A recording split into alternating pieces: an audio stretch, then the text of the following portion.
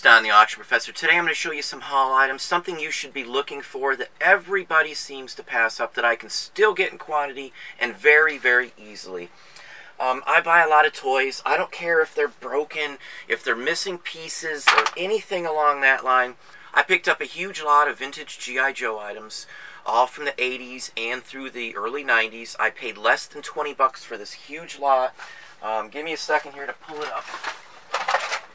This is all what I got. This is what I got for 20 bucks. Again, you can see the sheer quantity of stuff in here. I've already picked through it. I've put a few pieces back together. They're not all complete, but it's cheap. I paid, as I said, less than 20 bucks. I got 17 bucks into all of this G.I. Joe items you see here. I have less than 20 bucks into this. Even these things here doesn't look like much. I recognize the G.I. Joe. I haven't even seen this one before. These weren't something I collected, so I've just had enough of these in the past to know what's good and what's not, and to be able to tell the vintage on these. So again, broken pieces, missing pieces, it doesn't really matter for the most part. This one has an arm issue. I'm still going to have no problem whatsoever selling this. Even just this one piece here is going to go for like 25 or 30 bucks. So, you know, this stuff always sells for us. Like even this one here, it's missing half the tank. I don't even know the names of these. It doesn't matter. You can sell these very, very, very easily. Even this piece here, missing a few pieces, I'll probably get 15, 20 bucks profit minimum. Like this one here is, Destro. This one is one of the villains. This piece usually sells in the 15, 20 range, no matter what. So that's my profit margin here. I probably have the other missing piece up here. You know, there's Jeeps. There's parts like even this, even just turret parts, just a piece just like this, these two pieces. You can sell them as replacement parts. I get 20, 30 bucks a piece for stuff like this. Even these turrets, you know, they could still go for 15, 20 bucks a piece. You know, I do better on the turrets and the parts. And like this one here, I got like 15 or 20 bucks the last one I got. But again, as I said, I've got like 17 bucks into all of this. So buy the pieces, buy the broken parts. And what you want to do for that is to get together whatever you can. If you don't know what the pieces are, that you know they're vintage, they're good 80s, anything under 20 bucks for this much stuff, there's just no way you're going to not make a ton of money. Now, I've separated stuff out of here. So I got other items here, like Starbird. Now this is a copy of Star Wars. This came out in like 70s or 80s. It's a Milton Bradley. I remember these. They sold very well back then because I think they were cheaper than the Star Wars. It's literally trying to copy off Star Wars. It looks like a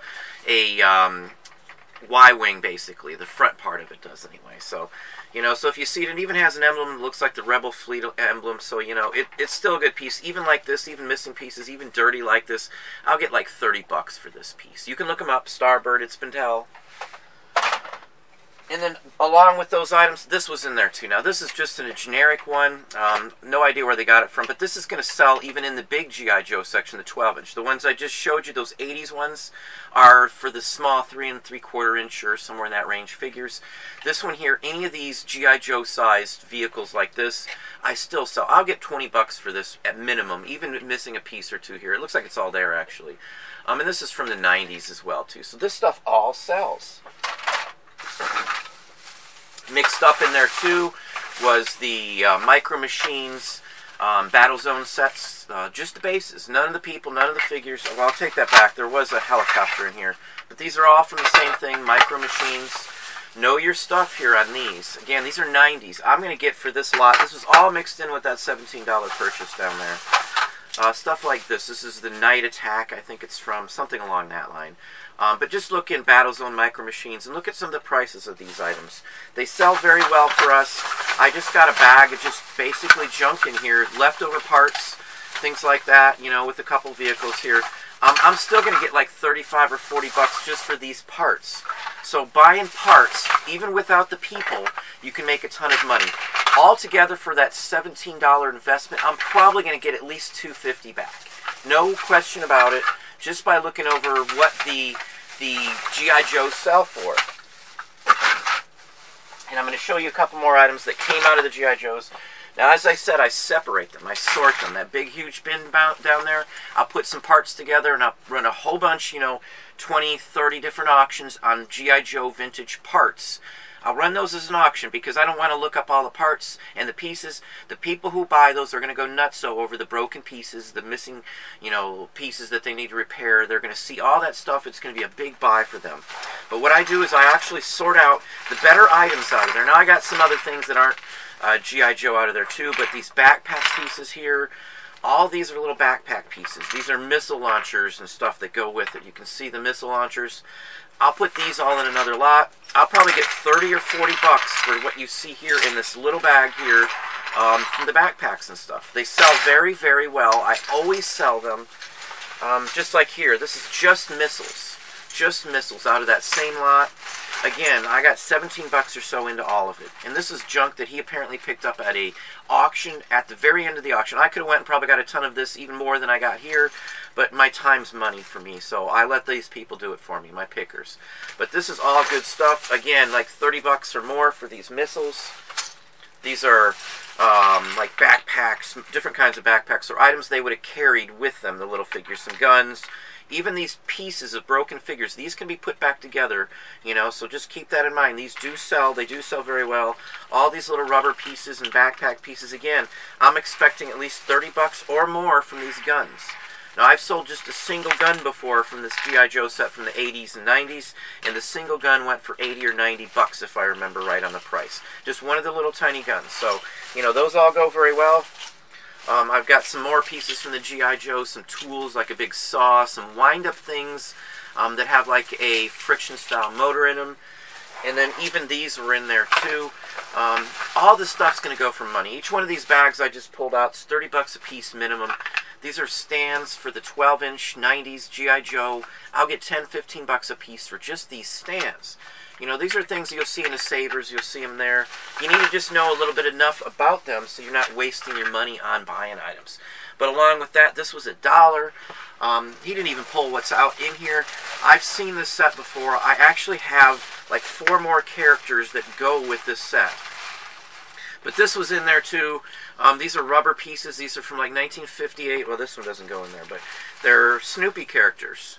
This is Snoopy's campaway or something along that line. It's got the fireplace, the pits, the canoes. Now, this is like 50 bucks, so I don't laugh at stuff like this. I paid $1 for it. It's got some damage here and there. I have missing characters. The other 2, actually, that go with this, plus a couple more of the same ones.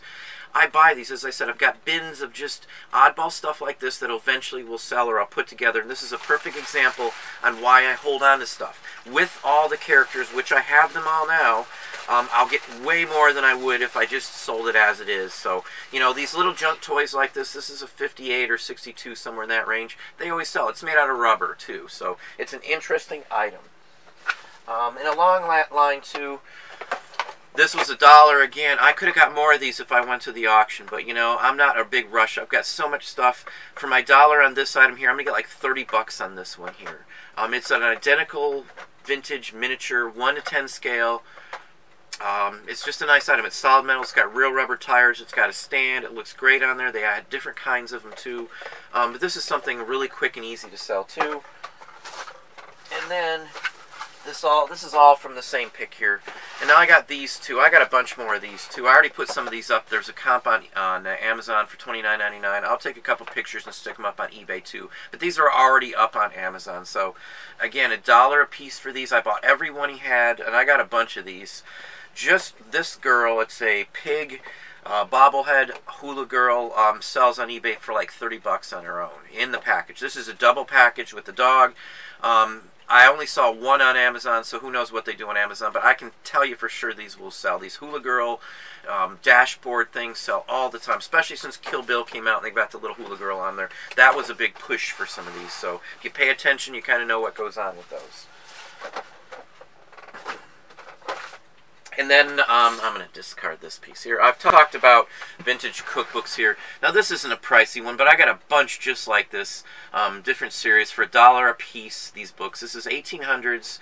the Home Queen Cookbook. These are 25 or 30 bucks all day. So, you know, I've got a couple $100 invested in everything I got, and that includes a ton of records, smalls, which I'll show you up on close-up. I got some early coins dating back to the 1750s. I always sell that kind of stuff. We're going to do some zoom-ins here in just a second. Let me just show you just a few more things. Even parts of toys. Now, this one here, it's got damage. It's not all there. Somebody's going to want this for a, you know, fix-up piece or something like that, or display item. Boba Fett's one of the most popular Star Wars characters you can find, and I paid $1 for this piece of cardboard, even in this condition. It's not in the best condition. Got some rips and stuff. I'll still get 20 or 30 bucks for it. If this was in much better condition, just this empty box goes for 50 bucks, and you can look it up. Slave 1. You got to look up for the Empire Strikes Back version of it, because there's many versions of this too. So, just an FYI there. And then I got some more items, some smalls here. I'm going to show you some zoom-ins on some of this in just a second here.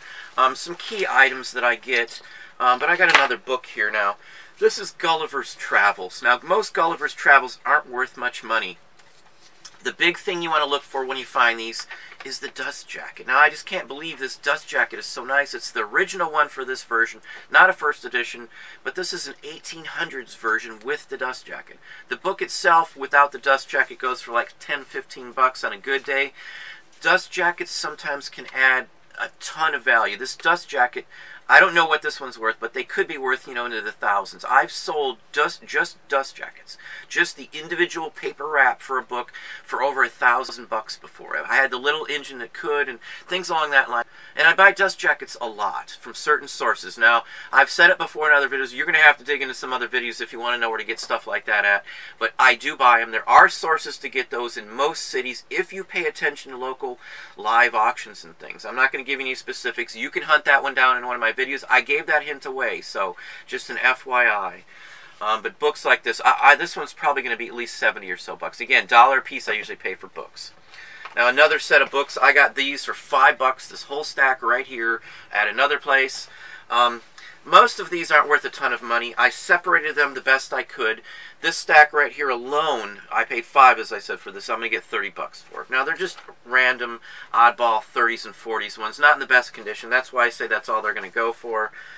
There's pieces. Some of these are even falling apart. You've got little pieces coming off. I don't worry about that. That stuff still sells, just like the sheet music, damaged or not. This is like a local movie theater flyer thing. Again, 10-15 bucks. This isn't worth but a couple dollars.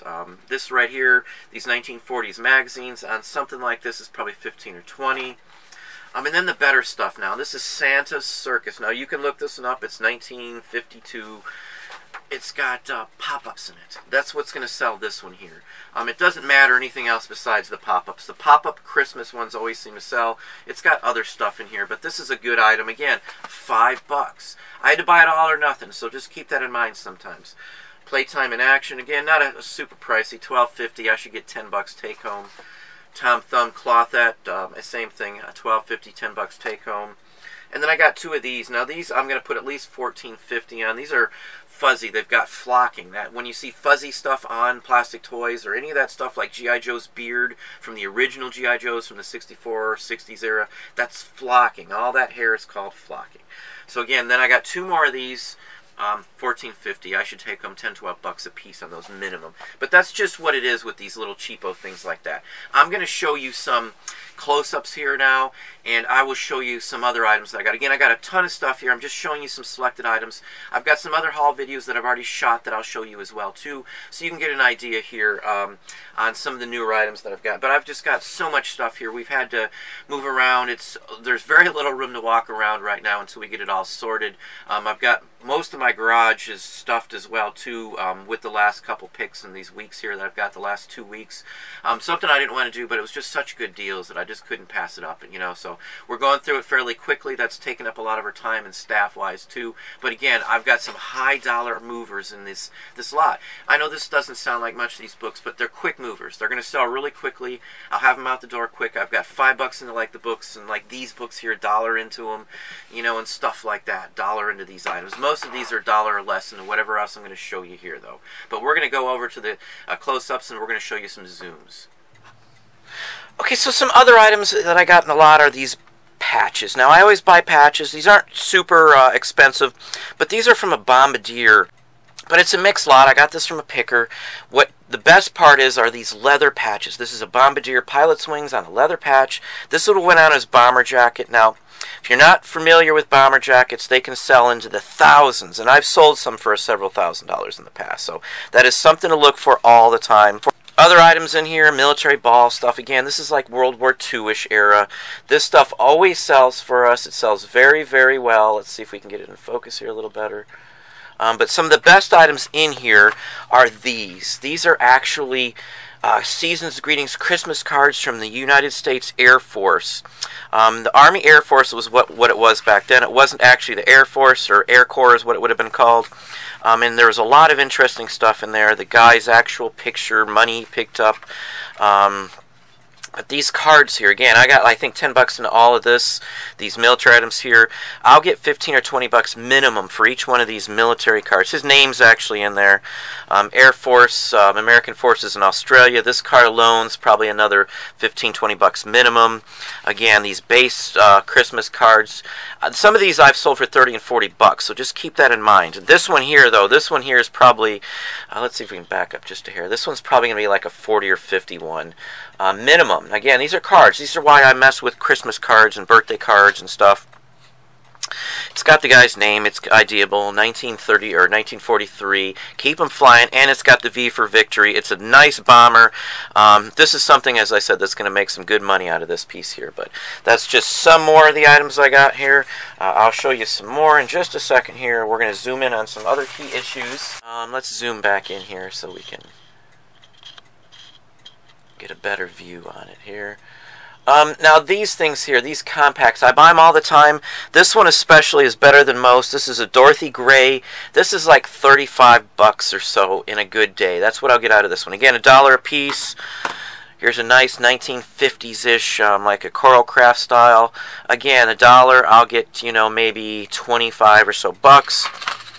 Here's another interesting piece. This is a tourist item. Now this is from Washington, D.C. It's kind of hard to tell, but it's a mother piece. This is 1930s or 40s. Again, this is 10, 15 bucks. And then some other items here that I got.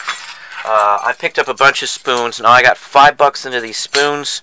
This one here is solid sterling, and it's worth 10 or 15 on its own. The rest of these date back. They're early ones, like World's Fair. And then these, I got a bunch of these. This is Spanish-American War. This is Remember the Maine. Very good one here. And I got a bunch of these, as I said, 1899, 1898s. And again, I got just 5 bucks in all of these. So I'm going to make some good money on those. This was an interesting item. I don't know much about it, but it's the University of Toledo. It's a local college here. This is solid brass. It's from one of the colleges, an anniversary piece. This is probably 20 or 30 bucks too as well. And then let's see here. I got some other items. Now this is a medical device, it looks like, but it's actually a tie tack for the needle company that made the needles. This is a doctor's promo. Something like this I'm probably going to get 20 or 30 bucks for minimum. Again, $1 a piece on these items. This is a spindle from a 45. It even says 45. Now, any of these spindles I sell, and they're almost always worth 10 bucks or better for every one. So this is a BOLO all day long. Who cares if the record player's here? This is easier to mail than a record player any day of the week. I usually put these up for like $27.50 and take whatever, but I always get at least 10 bucks to 17 bucks average on every one of these I get. This is a bobblehead type of thing. I don't know what this is from. It's some kind of toy. Again, $1 on this one. I'm probably going to put like 30 bucks and see what happens. One of the best pieces, though, is this. This is a room key from Prill's Hotel. It's room 8. You can see the keys on this are very old style. This is probably 1800s to 1910ish. Even in this condition, don't clean these up. This is probably a good 100 bucks or better. These brass key tags from the 1800s I've sold for $300 and $400, as well as the metal luggage tags as well too. And like, here's another cool item. Now this doesn't look like much.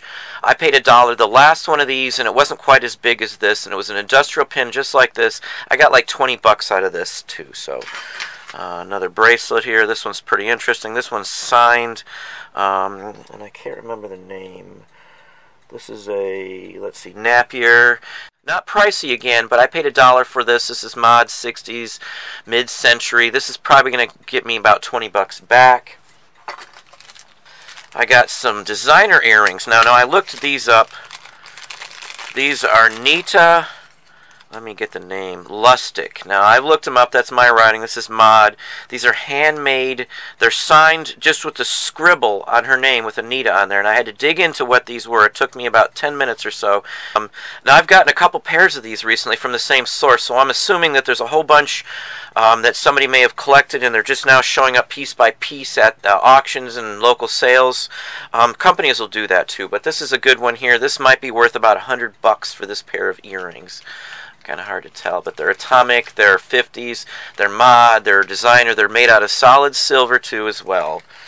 Now I've got some charms too, these Cracker Jack charms, gumball machines. This stuff here, this little bag, I got like 50 cents into the whole thing. I'll get $8-10 a piece for most of these. But the key items here that I really wanted to show you are some of the old tokens I got and some of the coins. Well, let's zoom in here some more because these are some smaller items obviously. This is a World's Fair 1893 coin token. You can see it on the back. Now these aren't pricey, but I'll pay $1 for these. I'll get 15 or 20 bucks a piece for the average one like this one here. Now some of these can sell for hundreds, so just keep that in mind. Let's see here. What do I got here? This is a now this one I'm going to clean up. This is a 1938 Philco automatic tuning token. I can't find a single one like this. If I remember right, the last Philco, not exactly the same, I got like 50 bucks for. So I'll start this coin here at 75 and we'll go from there. And I like the old ones too. Now this is an Upper Canada coin, a token from 1812. You can see the date. It's been holed. That's what that's called when somebody drills a hole in it to wear. It's got King George on the other side. This is War of 1812 era. May not look like much, but even in this condition, I paid, I think, $0.25 for this one here. I'll still get, say, 15 bucks or so out of this one here. Let's see here. Now here's a campaign token from General Winfield Scott when he was running. Now this is circa, say, 1840s, 1850s. Nice eagle on the back. And this again is hold. Now this same one here, even in this condition, is still worth about 30 bucks. So, you know, damaged coins like that, it's something special. Now I just paid a couple bucks for this one here. This is a large cent. Sleeved or not, I didn't care. He had 11 bucks on it. I got it for 5, I think was my bottom line on this one. But these are like 30 bucks all day long. Kind of hard to see with the plastic, but I hated to take this one out. It's really nice. In fact, this one could go for more because it's still pretty shiny. It's got a pretty nice image. It's a braided hair version of this, which are the better ones. And then my favorite one out here, let me show you that one next. And I'm going to take this one out of a little case that is in to show it to you. Again, always hold coins by the side. Now this one's a little hard to see, but this is a 1753 British pound. This is something a Revolutionary War soldier would have carried. There's George on there himself, the King George.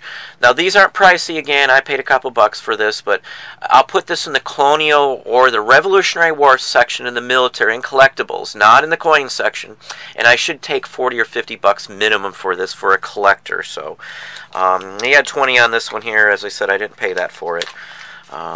Here's a I think this is a reproduction one. Pacific Company, California, 1849. Even if this is a reproduction, they always seem to sell.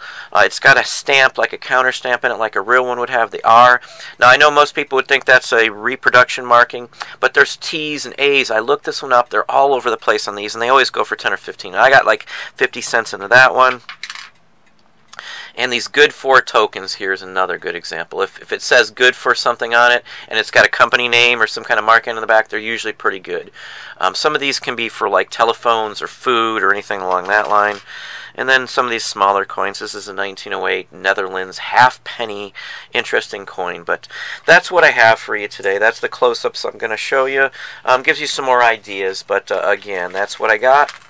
Well, that's what I have for you today. Again, that's just a quick touch on some of the hauls that I've gotten, some odd items, like the G.I. Joes. Broken toys in general from the 80s, or pieces of toys, parts of toys from the 80s, always sell. You can sell the guns from the Star Wars figures, the original ones, for 10, 15 bucks. Sometimes I get 20, 30, 40 bucks for the guns and the parts. Those are what's the best parts to get, the individual little tiny guns from the 3 3/4 inch figures. But that's what I have. Again, Don the Auction Professor. Hopefully you liked it. Hopefully that gave you some ideas and some things to look for. If you enjoyed it, please hit the like button below. You can also hit the bell icon up top to be notified when I post new videos. Subscribe and tell a friend.